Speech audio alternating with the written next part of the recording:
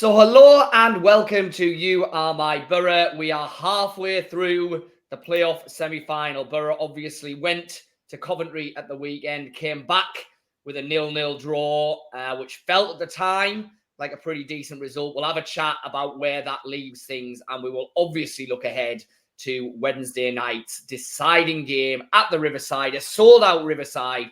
Can Boro see off Coventry and make it to Wembley? So I'm joined as ever by my fellow Northern Echo writer, Dom Shaw. Hi, Dom. Hi, Scott. How are we doing? All right.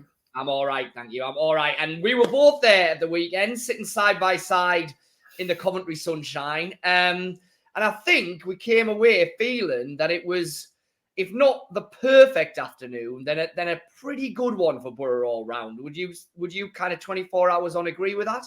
Yeah, I was going to say the same to you. My instinctive feeling at the time was that the result and the draw undoubtedly favoured Boro. And 24 hours on, as we record on Monday night, I still feel that's the way. Are you the same? I mean, Yeah. I know Boro have to go out and win on Wednesday, but I know we're going to talk about this at length. Boro score goals at home. The chances are Coventry are going to have to come and score at home. And score at the Riverside. Otherwise, the best hope's taking it to penalties, but keeping Boro out for 120 minutes at the Riverside's a big ask, isn't it?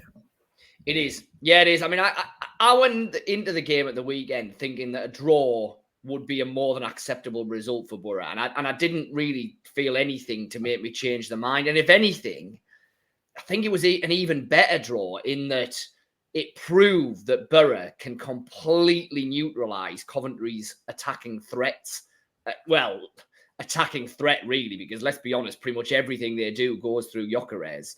And I just thought that McNair and Lenihan did so well against him that's the blueprint for the game at the Riverside. And if Boro can just be that little bit more clinical and threatening in the final third, which, as you've alluded to, they nearly always are at home, then I think you have to make them strong favourites for that game, because I think that, like you say, there's every chance that Boro score on Wednesday, and they now know that they can shut off the supply line to pretty much the only threat that Coventry have got. So, I came away from that game thinking, yeah, that set Boro up really nicely for the second leg. That point there was the exact point I was going to make. They're the two big factors that make Boro favourites. They know now that they can do a job on Gyökeres. Now, keeping Gyökeres quiet for 180 minutes is a big ask, and it does feel like McNair and Lenihan won't be able to switch off for a second. But they know they can do it now. And I was reading a piece today, funnily enough, from that end, from the Coventry end, saying that this is a big mental test, really, for Gyökeres now. Coming up against two defenders who've done a brilliant job of shackling him. He didn't get a kick, did he? I mean, they didn't have a shot on target. He didn't get a kick. And the same can be said for those around him. You know, I made the point last week that I thought Hamer was the best player on the pitch at the Riverside. He was very quiet. Yeah. And then the other factor, as you allude to there, is the fact that Boro are so strong at home, score every time they play at home. Now, I know that, weird things happen in one-off games, and this is a final in essence and all that. But if Coventry come and keep Boro out at the Riverside, then fair play to them. They've done some job.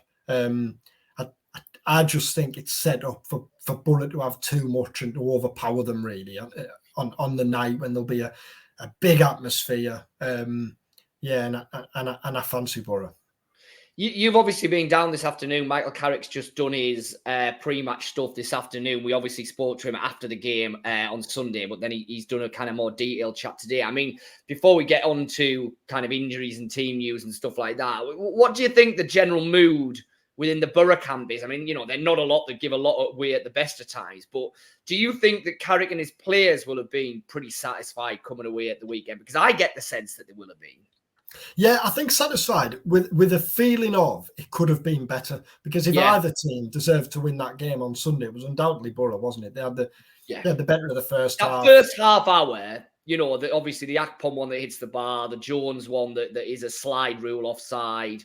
A couple of other Jones little chance. bits in and around. Yeah, that's right. Yeah, the shot at the near post. I mean, they're the chances of the game, aren't they? Akpom's header at the start of the second half, but really, what Boro did in that first half hour was really it. And then probably for the last half hour, it felt like both sides probably were settling for what they had. But you're right. I mean, if one of those teams probably felt they could have come away with something even a little bit more, it's Boro.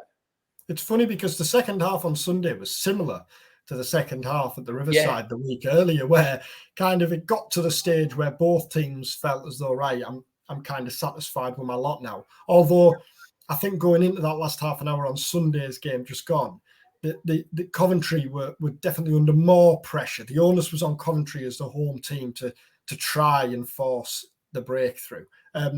So I do think there will be that feeling of perhaps it could have been better, while being, like you said, really satisfied with a good afternoon's work, really. And I think regardless of, if we go back weeks and weeks, long before we knew who Boro were going to be playing, if you'd have said to them that given the way they've played at home and the record at home, you're going to get a draw away from home and come back 0-0, clean slate against a team in what's effectively now a one-off tie, I think they'd have taken that, wouldn't they?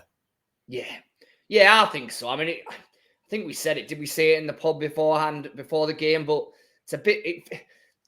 Sunday's game, to a certain extent, to me, felt a little bit like the classic first round of the Open Golf, where you can't win it, but you can do a lot to make yourself lose it. And Boro didn't do that, and now they've got the opportunity to win it on home soil in front of it, like as we say, a sold-out Riverside. It's going to be a great atmosphere against a side who they now know they can neuter on their home ground, so they can certainly do it kind of away from home. I mean, we'll get on to Boro's injuries and how Boro are going to do it in a minute. But I mean, can Coventry do anything different? Because I look at them and the way they're set up, and I'm not really sure that they can. I think, so much of what they do goes through Gyökeres that it's hard to see how they can pull a rabbit out of a hat, really, and do something different.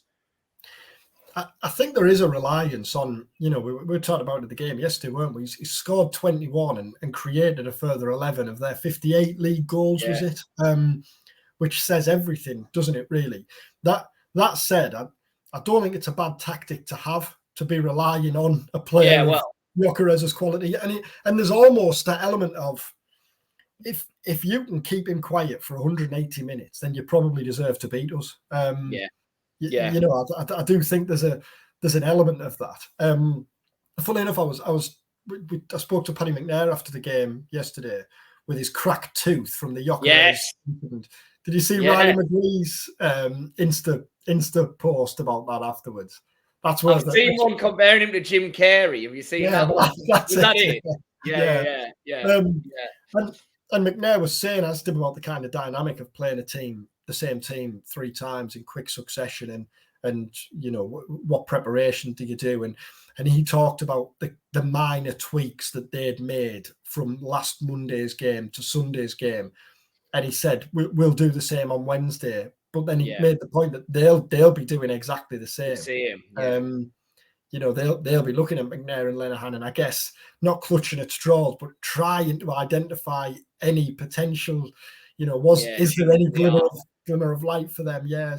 And I mean, just on McNair, that was a pretty timely performance with Dale Fry coming back on the bench, wasn't it?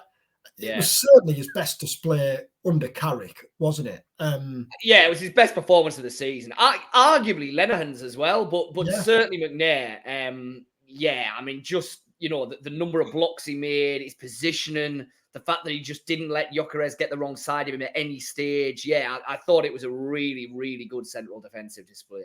Because we made it the match, didn't we? Yeah, and I'd seen a few made the point that a few fans had felt that Coventry had maybe targeted McNair and Smith in the first game, on last Monday's game.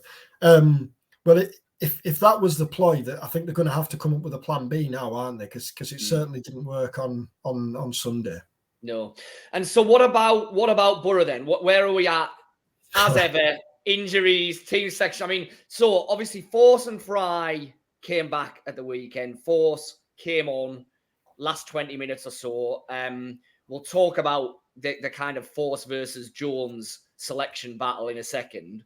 Fry there on the bench, but you would imagine, given the way, as we've just said, that McNair and Lenihan were probably Boro's best players, unless there's an injury issue there that we don't know about, that we don't think there is, you would imagine Fry will be on the bench again. So it's the classic, we're back to Ramsey and Howson. Where are we with those? Do we do? I suspect Michael Carrick, just gave you chapter and verse, gave almost pulled out the medical notes and said, there you go, that's what's going on.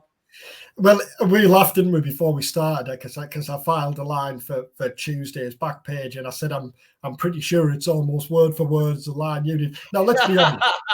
What I expected that. What more can Carrick say? We spoke to him on Sunday after the game. What he told us about the injury situation then, he wasn't going to tell us any more on Monday.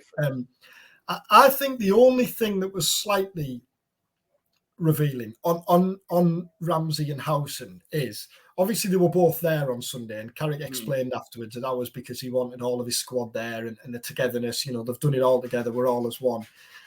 And I said to him today that the fact Ramsey was there then, given that he's been training with Aston Villa, he's been back with Aston Villa recently, does that mean he's now back with Boro, training with Boro? And Carrick said we're still trying to work it between us, which either, I think, my reading of that is either he's fit to feature on Wednesday and Carrick's trying to take Coventry down the wrong path, or more likely he's still spending the bulk of his time with Villa. I guess that it's hard to see either of them starting, isn't it? It's hard to see either Ramsey or Howson starting this game. No, not. I think absolute best to be on the bench, isn't it? I think, as I know we're going to talk about, I think you can make a strong case for Force starting. Let's get on to that one then, because the best hope on Ramsey and Howson. Long story short, no, we don't know anymore. The best hope would be one of them being back on the bench on Wednesday. So that then suggests that the only real selection dilemma for Wednesday night then is Force or Jones, really. Jones obviously started the game at the weekend. First 20 minutes or so, I thought he looked a threat. He looked like the one who was probably going to get in behind, and obviously he did get in behind. The borderline offside decision that gets ruled out. As we said, he also has the opportunity where he could probably put it across the goal, but he goes to the near post. It's turned behind by Wilson. But then I did think that for 20 minutes at the start of the second half, he was either a real kind of bystander out on the flank, or every time he got it, the ball seemed to bobble off him, and it felt like the change was inevitable, and sure enough, it happened, and Force came on. And I think if Force is anywhere near fit enough to start, and you would imagine the fact that he's got through 20 minutes on Sunday suggests that he is, I think he'll start on Wednesday. I think he'll be forced back in for Jones. That would be my guess.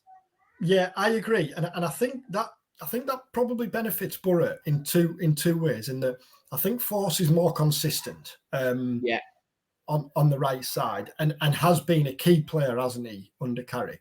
Yeah. But also, I think Jones is more effective as an impact sub. And I think having him, coming on, regardless of the score, really, with 20 minutes left against tired legs, whether you're trying to kind of run the game down and stretch the game, whether you're leading, or whether you're trying to maybe find a breakthrough, I think having Jones as a sub, as an impact sub, is really effective. So I agree with you. I think Force, providing he's fit, providing he's come through unscathed on Sunday, I think he'll start. And then I guess the only other slight decision, and I don't think this whatsoever, but Carrick talked in his press conference today about how it's a really tough he praised Alex Mowat, but then talked about how it's a really tough decision to make in the midfield, and mentioned Dan Barlaser and said, so we'll have to see what happens on Wednesday. Given the way Mowat and Hackney performed on Sunday, if Howson isn't fit, it'd be a surprise to see Barlaser come in for Mowat, wouldn't it? Yeah, it would. I mean, there's probably an argument that Barlaser is the better footballer of the two and the more likely to create something. So I guess in a game that the onus is on you to go and win it, then maybe there's an argument to be made there. But I'm with you. I just think that Mowat and Hackney dovetailed so well on Sunday, and they made such a good job of shutting down that Coventry midfield that even if it's a case of, okay, in the first half, we need a foundation. We need to be solid to basically allow our attacking players the freedom to go out and hopefully win it for us. Maybe if it's 0-0 after an hour, you bring on Barlaser to try and unlock a defence and be the one that pops that pass through or whatever. But I think from the start, I would be very surprised if it wasn't Moore and Hackney, because, not only have they not done anything wrong, but they actually did an awful lot right on Sunday, I thought. Mark Robbins was saying afterwards, wasn't he? And you were in there. You were in Mark Robbins' presser, and he said that Boro aren't just favourites to advance on Wednesday, but they're favourites to win the playoffs. Do you think he means that? Do you think it's maybe a little bit of mind games, or do you think it's probably both? I think it's probably both. I think that, the bookmakers made Boro favourites at the start, and I think the general view on it is that Boro were the favourite of the 4 teams to go and win the actual thing. Now, the fact that they've got a more than reasonable result in the first leg only strengthens that little bit more. I think obviously Mark Robbins is also probably got in the back of his head, look, that's not a great result for us. We're still very much in this tie, but we could probably have done with winning this. Let's just start laying the expectations and creating the narrative that if we go up there and get beat, well, okay, it's still been a really good season. We've done this, that, and the other, etc. There's probably a little element of that going on. But I think there's probably an honesty there as well, that if for no other reason than Boro are the home side and they've got a very good home record, they are favourites to go through now, aren't they? There's no getting away from that. And so I think, yes, Robbins can come out and say we're still very much in this game, which he did. But I think he'd look a bit silly if he came out and said, well, actually, I think we're favourites now because we go up there needing to win. Well, yeah, but Boro, as we said, have scored in every home game under Carrick and have a really, really good home record. So, without getting too far ahead of ourselves, we know there's a game tomorrow night. Then by the time Boro play, they'll know if it's the northeast ding dong we've talked about or if it isn't. So, but I think as things stand at the minute, Boro are favourites to win both this semi-final and the playoffs in my eyes. Yeah. And before we mention inevitably that Luton and Sunderland game, let's talk about the fireworks. Yes, fireworks. Carrick was asked at his press conference today whether he expects a response from Boro supporters, and yeah, he kind of obviously didn't engage in kind of tit for tat stuff and talked about basically all he's bothered about is and he wrote it for us really. He was talking about Boro fans giving them a spark inside the stadium on Wednesday night. There we go. It's a bit old school, isn't it? The kind of fireworks outside the it's very Italian derby, isn't it? That's what it is. Yeah, it feels and there's elements of that kind of creeping into our game, isn't there? Because I was at the Everton Newcastle game the other week when their team bus came and it was just pandemonium outside Goodison Park, flares, singing, banging on the windows, all of this. And that's kind of crept in certain areas and certain teams. And then obviously, like you say, this whole disrupt the away team. Yeah, it feels very kind of welcome to hell English team going and playing in Istanbul, doesn't it? Now, listen, the problem is with these things that it starts as, a bit of knockabout fun, and eventually you can get to a point where it's getting a bit more serious and a bit more out of hand, and where does it stop? So, I think it would be pretty petty if Boro fans decided to go and do exactly the same thing. I think you've got to be a bit better and a bit bigger than that, don't you? But it wouldn't surprise you if there was something now, would it? Because this has obviously been made into something, and okay. Bit of fun for the Coventry fans. To be fair to Carrick, he could have made something of that, couldn't he? He could have said, look, I'm really not happy with it. Coventry should have done something about it. He didn't. He basically said, look, it's a load of absolute nothing. You know what I mean? Yeah, it woke us up. We had a look at the clock. We went back to bed. I guess that's, let's see what happens tomorrow night and in the build up to Wednesday. But yeah, interesting. Yeah. He was saying today that he's not the type to lose sleep before a game. And I mean, you could have guessed just from his general demeanour that was absolutely the the line he was going to take. Yeah, absolutely. Sunderland Luton then. I was at Sunderland on Saturday night. Yes. You asked the and question. I've been up to him, Tony Mowbray, this afternoon. So, yeah. You asked the question as we were coming out of Coventry on Sunday. Are we now at a stage where a Boro versus Sunderland playoff final is more likely than not? I think we're just about there. I think that Boro are favourites to get through, as you know, for all the reasons that we've alluded to. Is Luton Sunderland a 50-50 game? Or are Sunderland marginal favourites? Because I think they are, because like Boro, I think Sunderland will score. I think Sunderland will score at Kenilworth Road. So that means Luton have to get 2 to take it to extra time or 3 to win it. And that's even with everything that's going for them at home, tight ground, intimidating atmosphere, long balls, Sunderland don't have a fit centre half, all of that, yeah, fine. But to need to get 3 goals to win a game is it's a big ask anyway. So I'd make Sunderland marginal favourites, yeah. So I think at the minute, I probably would say that, yeah, a Boro Sunderland final is just ever so slightly more likely than not. What do you think? Yeah, I agree. Just without going and repeating what you've said there, I think Sunderland will score. That more often than not they do, don't they? Even without a centre forward, I do think they'll score. I was at that game on Saturday night, and Sunderland started well. Then Luton got the goal, and for 20 minutes bullied and imposed themselves. And you thought, here we go.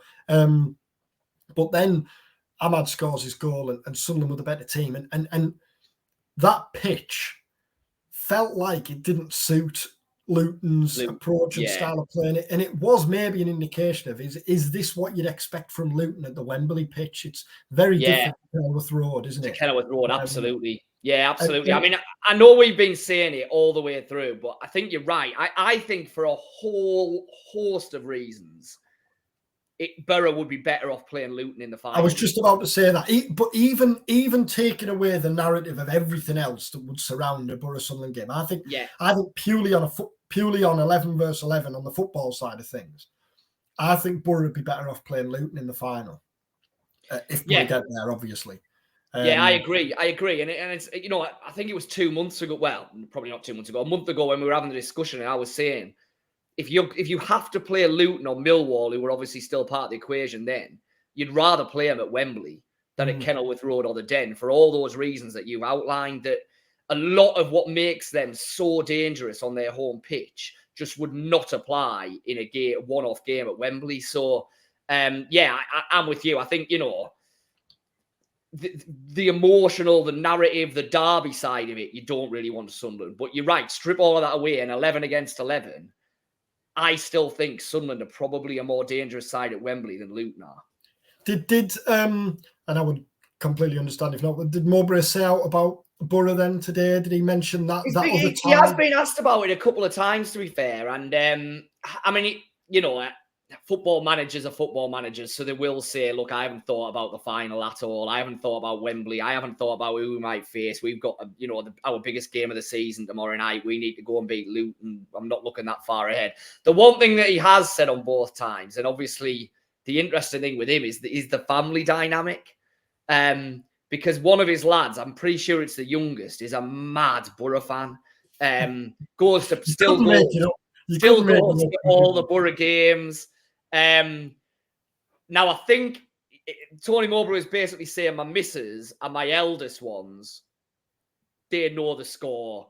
They know this is my job. They know this is my life now. They'll be cheering for Sunderland. But he's like, the youngest one, nah, not a chance. And he even said, he pointed to his phone and he said, about 3 times a day, I get messages through from him and they're just pictures of Chuba Akpom. Which is brilliant, isn't it? So Tony Mowbray is sat there in his Sunderland team meeting. His phone goes beep beep. He looks and says, "Oh, it's from one of our kids. I better have a look at this." Just a massive picture of Chuba Akpom. So there we go. There we go. Yeah, the Oh, needle started already, and it hasn't even the game's not even happening. It hasn't even been set up God. yet. But Yeah. yeah, Well, funny enough, Carrick was asked because earlier in the season, Monday, because Carrick's lad has been in the away end, hasn't he? I know he was at Blackburn. He'd been at a fair few others, and earlier in the season, Carrick had said that his lad was telling him where he's going wrong and what he should be doing. But today he said that no, he's actually left me to it. So it seems he's got the approval from his from there. son on what he's been doing. I mean, there's a narrative. We never, obviously, they have played Sunderland. And he's been asked about Sunderland, and we've never really. And Michael Carrick, because of the way that he is, would never really admit this. But there is a narrative that kind of gets bandied around that Carrick really doesn't like Sunderland because he was part of that Man United team that didn't win the title on the last day at Sunderland. And obviously all the Sunderland fans started doing the Poznan and cheering when it became obvious that Man United weren't going to win that league title. And the suggestion is that there's still a bit of needle there. And obviously there's the Newcastle Sunderland thing with him as well, isn't there? So yeah, there's a whole host of narratives flying around if it becomes Boro Sunderland, but we're not quite there yet. But it feels like we're potentially hurtling towards it. Let's see how the next 48 hours play out. So what's your kind of final feeling then on the way that Wednesday's going to go? If you had to talk us through the game, what would you think? I think it'll be a great atmosphere. I was looking earlier today, funnily enough, and when Boro drew with Huddersfield in what was the final home game before Michael Carrick took charge. Yeah. There was, I think it was 23,500 there. Right. Now, if you fast forward, what is it, 7-8 months? Yeah. And there's obviously going to be a sellout on Wednesday night. It's a playoff semi-final. But if you just think of like the atmosphere and that sense of occasion and the crowds in the recent home games, it's understandably attendances have soared with the side, really, haven't they? As the table, as the side have up the table. So I think Boro fans will play their part, and I think Boro will respond and start really well. And as I said at the start, I just think Boro will overpower them. I don't think it'll be a repeat of like the Preston or Norwich hammerings we've seen. But I just think Boro will overpower them and maybe win 2-0. What do you think? Yeah, I think that so I could see Boro starting really well, like you say, with the crowd on side, taking the lead.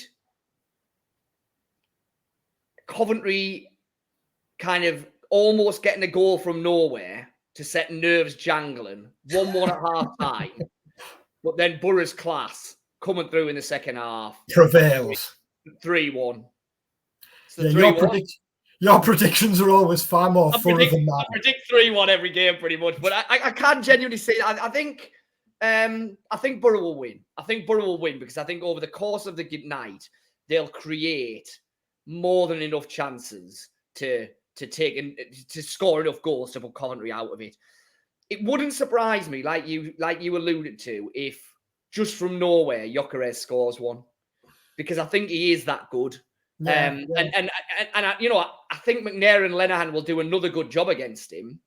But it wouldn't surprise me if kind of from nowhere at some stage on the night he scored a goal. But I don't think that that's horrendous for Boro, because I think that they are more than good enough to still be able to outscore Coventry, even if that happens. Yeah, and I think the other thing, and talked to Carrick about this today. Boro have responded well, haven't they, to in-game setbacks? If you think about them going beyond at Blackburn, there's been various other games, hasn't there, when things maybe haven't gone to plan and they've recovered. And what struck me in the first 20 minutes of Coventry on Sunday, in this crackling atmosphere, was just how calm and confident Boro were on the ball, and they weren't brushed out of their approach. And I think that bodes well for Wednesday night and hopefully Wembley. Just this feeling of kind of, it doesn't matter what the occasion or the atmosphere is. We play our game and we know that works. So I think that bodes well as well. Well, let's see. We'll be there, as I'm sure most of our viewers will. So listen, enjoy. If you are going along the riverside, hope it's a fantastic night. We'll obviously be there covering the game, providing all the usual reports, ratings, analysis, reaction, etc., etc. And then we'll be back at the back end of this week, and it will either be a season review and where did it go wrong, which we really, really don't want to do, or it will be the first of 2 or 3 Wembley specials. And if it is going to be Wembley, then we're probably going to maybe do one of these live with viewer questions and everything, and we'll try and get a guest lined up as well, because obviously it'll be a bit special. We've already promised we're going to do one from our Premier Inn / travel lodge / hostel, if we can afford one, room at Wembley. So I'll have to do that. But listen, let's hope that's a problem we've got. Enjoy the game.